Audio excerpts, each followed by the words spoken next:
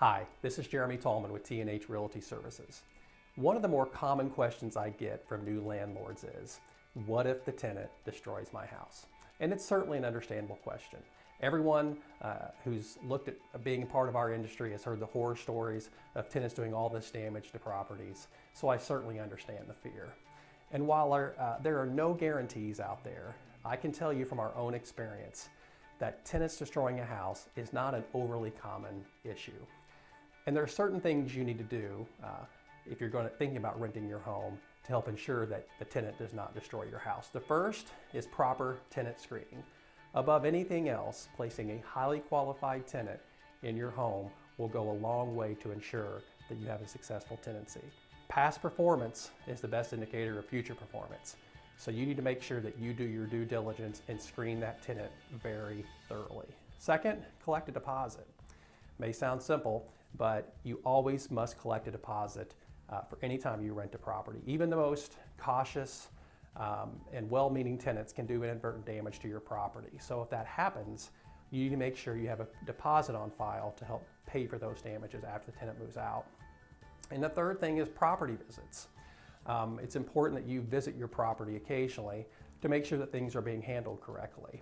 For example, I would never enter into a renewal lease without visiting that property to make sure you're comfortable before you enter into a new contract with that person.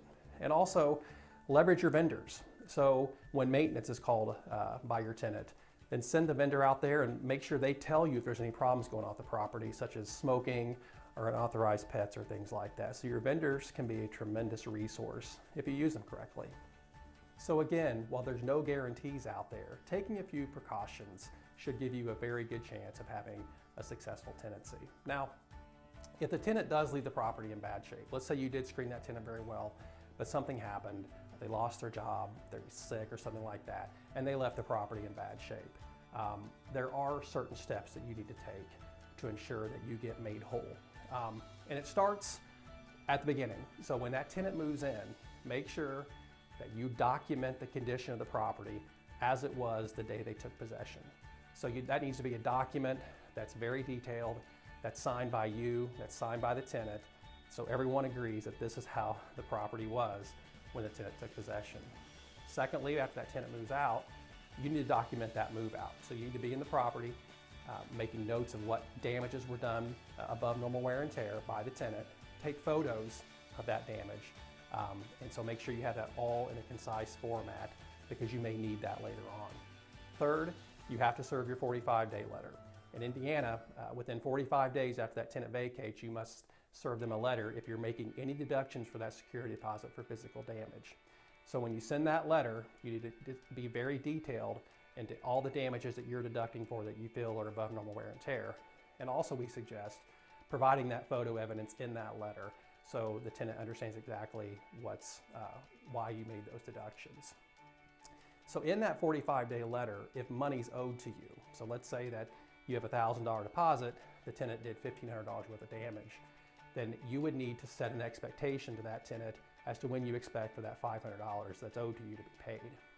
If they fail to do that, the fourth thing you need to do is you have to file a claim. And that's typically done with an attorney.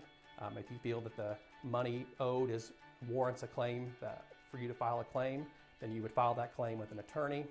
There would be a damages hearing, and the judge would make a determination of what they felt was fair for you to charge the tenant, and then award a judgment against that tenant for you. Sometimes the tenant will pay you after that judgment's been rendered against them. Sometimes they won't. And if that doesn't happen, the tenant doesn't pay you, then we suggest hiring a collection company who will use that judgment that then attach to the tenant's wages and start collecting that money for you over time. So again, while the tenant destroying your house isn't an overly common thing, there are certainly things you can do proactively at the outset of the tenancy to help ensure you have a successful tenancy, and there's also things on the back end you can do to help collect that money. If you have any questions whatsoever, please don't hesitate to contact us, and thanks for watching.